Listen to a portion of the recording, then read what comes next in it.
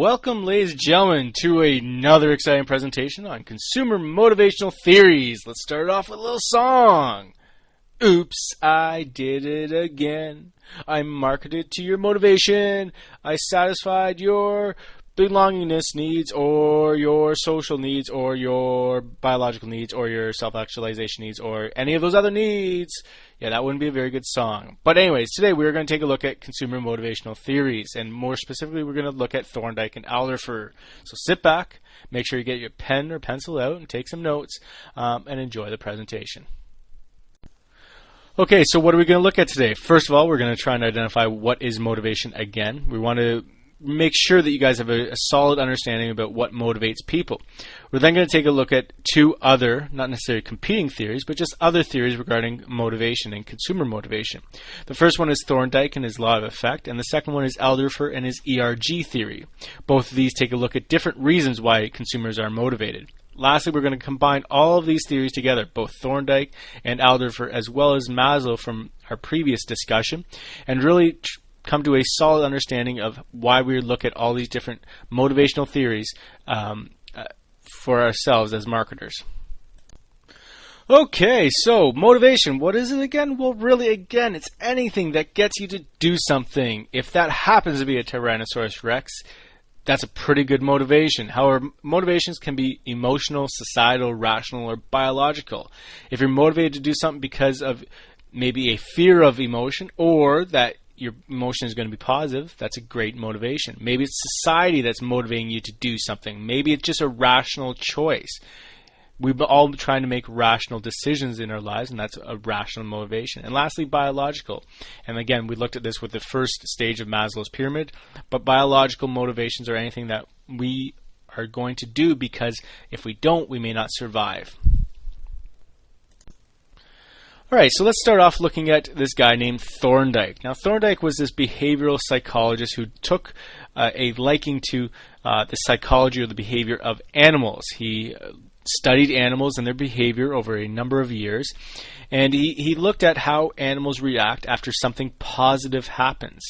And what he found was that if animals have something positive happen to them, based on an action, they are most likely to repeat that action again and again. And he did this using an experiment with a cat that he stuck in a wooden box, and this box had a door, and that door was connected to this lever, or in another case a pedal, and if the cat stepped on the pedal or pulled the lever enough, the door would open, the cat could leave.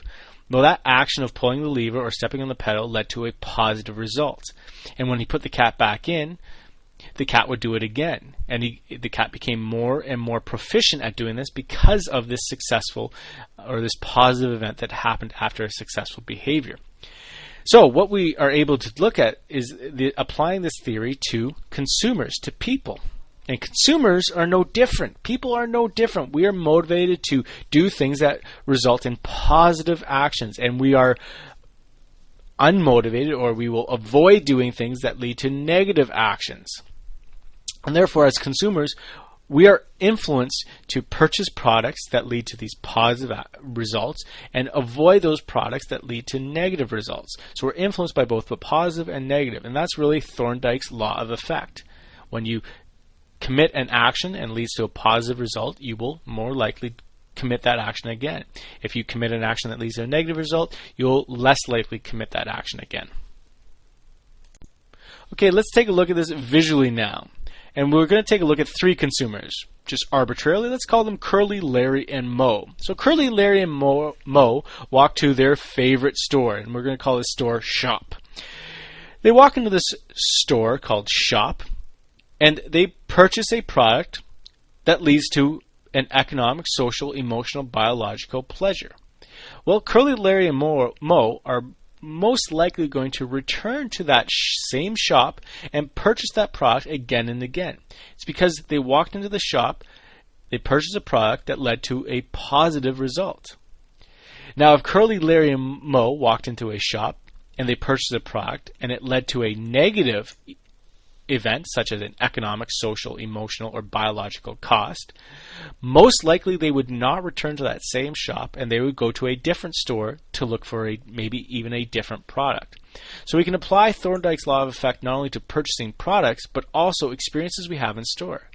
How many of you have had this before, where you've walked into a store and the sales representative there was just terrible? I know I've had it before, and I know the stores no longer exist, but Zellers, I've walked into Zellers before, and I was treated absolutely brutally by the sales representative in the store. I vowed never to return to Zellers, and I went to Walmart every time thereafter. Right? That negative experience, that emotional cost, I cried after. I really did. Led me to go to Walmart as a result. And so stores and businesses need to really be aware of this, and that's why they invest a lot of time and energy into producing positive relationships with their customers. Right? And if you go into a store that gives you great customer service, most likely you're going to return to that store again and again to look for certain products that they offer, because you know you're going to get that positive result. In marketing, we see this all the time when it comes to advertising. And advertisers really try and address this Thorndike law of effect. They will produce ads that suggest that if you don't buy a product, maybe pain or that negative cost will continue and will be prolonged. Therefore, they're trying to influence you to purchase their product, because if you don't purchase the product, you're going to have the negative effect. And advertisers as well try and address the positive or the pleasure. And so they'll try and address various pleasures that if you buy the product, you'll receive these pleasures, and therefore you want to buy this product. And we see this now on this slide here with McDonald's. Buy this mocha latte and you'll receive nothing but indulgent mocha bliss, right? That idea of purchasing a product leading to a positive social, economic, biological, or economic pleasure. Okay, so who's this Alderfer? Well, Alderfer took a look at Maslow's hierarchy of needs, and he found it, you know what, it's a little too complicated. He felt that those 5 levels, a little bit too much.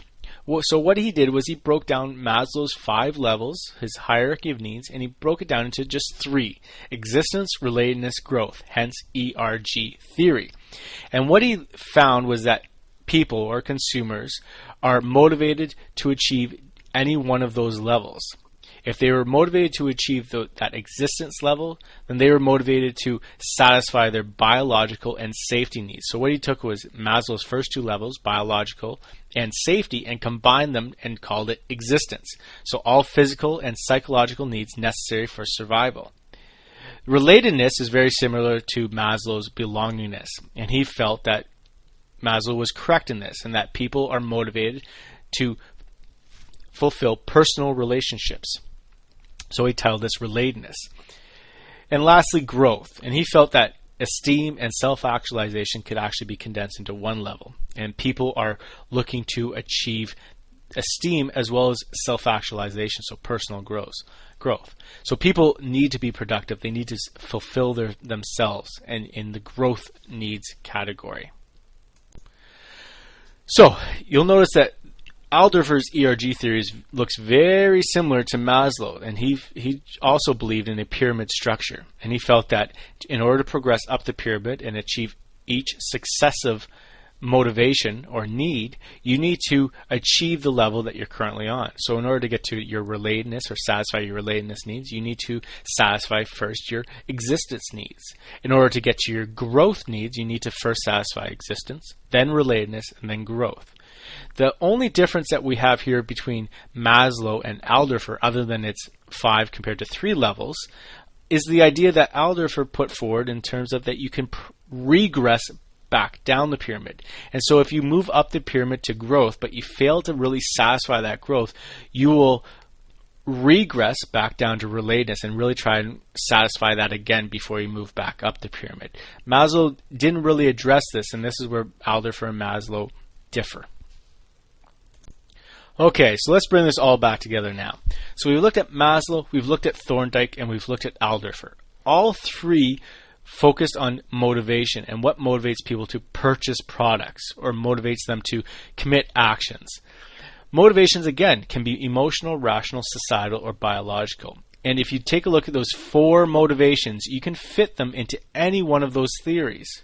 Right? Maslow and Alderfer, their first level was all about biological. Right? Thorndike took a look at all of these motivations and put them in terms of positive effects or negative effects costs. Right? So when we look around the world and we look at ads around the world from all these different companies, we can really look at what motivations they're trying to address. Right? If we look at the first ad there, ethical oil, a choice we have to make, that ad is trying to address a person's connection to their society or societal influence on a person's actions. Right? So that's a societal motivation. Right? Purchase ethical oil because it's a choice we all have to make. Society influences that. Whereas if you look at the other ads, let's take a look now at the prevent child sex abuse. Which motivation would this target? I think we could all agree that's emotion. Right? It's trying to tug at your heartstrings. Just like the McDonald's ad is also trying to tug at your heartstrings. No, I'm just joking. The McDonald's ad is trying to tug at your stomach strings, let's call it. Your hunger strings, right? So that's the biological motivation. Whereas lastly, William Shatner and the Priceline Negotiator, right? This is your rational motivation, right? Purchase things for less money than other items. That's a rational choice. So when we look at all these motivations together, we notice that they can show up in any number of ads.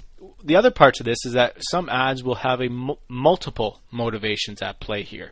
And it's the idea of you're trying to achieve various levels of Maslow's pyramid or Alderfer's pyramid or Thorndike's positive side of his law of effect. So marketers always take this into mind.